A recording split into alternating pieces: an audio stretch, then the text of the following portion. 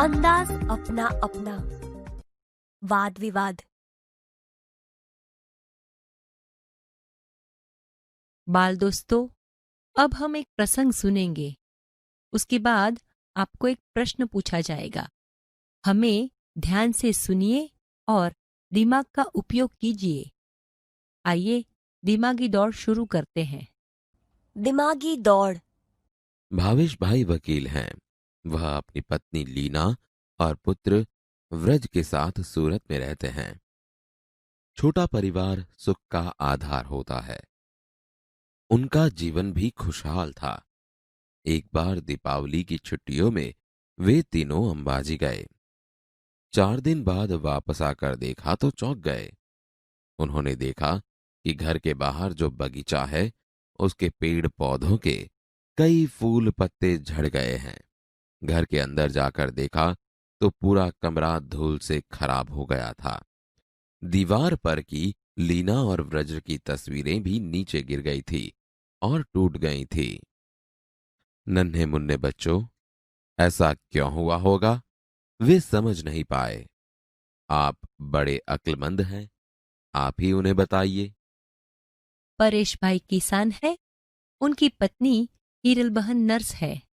एक दिन सुबह सुबह हीरल बहन ने पानी के नल के नीचे जल्दबाजी में एक मटका रखा। बाद में नल चालू किया और रसोई घर में चाय बनाने चली गई। चाय बनाने के बाद जब वापस आकर देखा तो मटका खाली था, उसमें पानी नहीं था। हीरल बहन अपने आप पर हंसने लगी। मेरे समझदार दोस्त, अब आप ही बताइए कि ऐसा क्यों हुआ होगा। सेजल 2 गमले लाई। उनमें तुलसी के पौधे थे। दोनों पौधे लंबाई, चौड़ाई और ऊंचाई में एक समान ही थे। 1 महीने के बाद दूसरे गमले का पौधा बड़ा हो गया, जबकि पहले गमले का पौधा अब भी इतना ही था जितना 1 महीना पहले। मेरे बोले बोले भेजाबाज दोस्त, ऐसा कैसे हुआ होगा?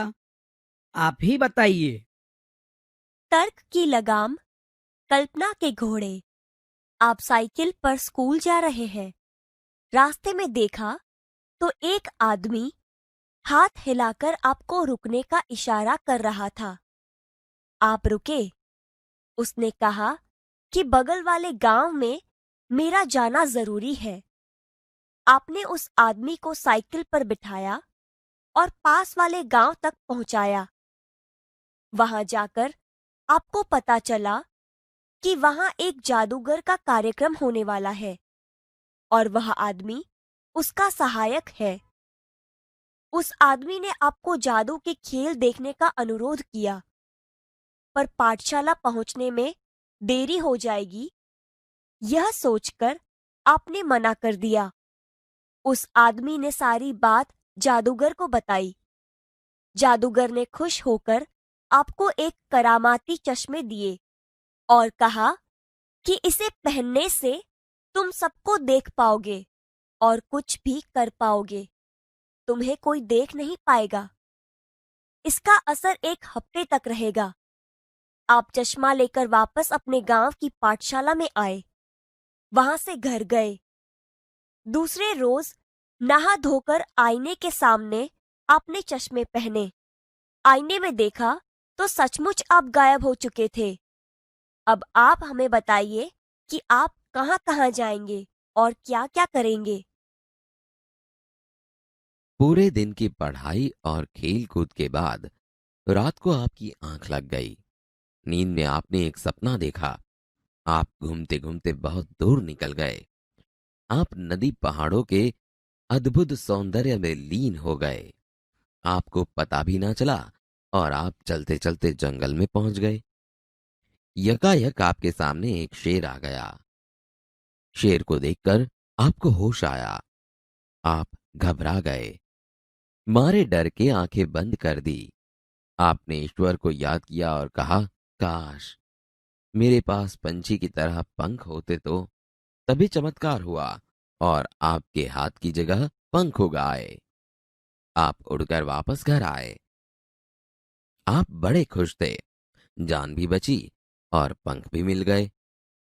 सपना टूटा। आपने नींद से आंखें खोली।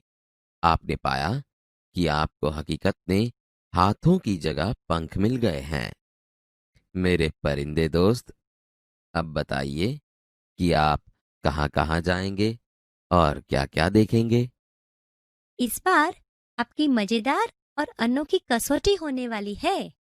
एक बड़ा जहाज आपको निर्जन द्वीप पर ले जाने वाला है।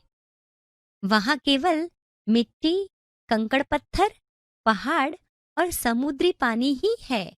मेरे बुद्धिमान दोस्त, वहां एक हफ्ते तक सुख चैन से रहने के लिए आप अपने साथ क्या क्या ले जाएंगे? सूची बनाइए।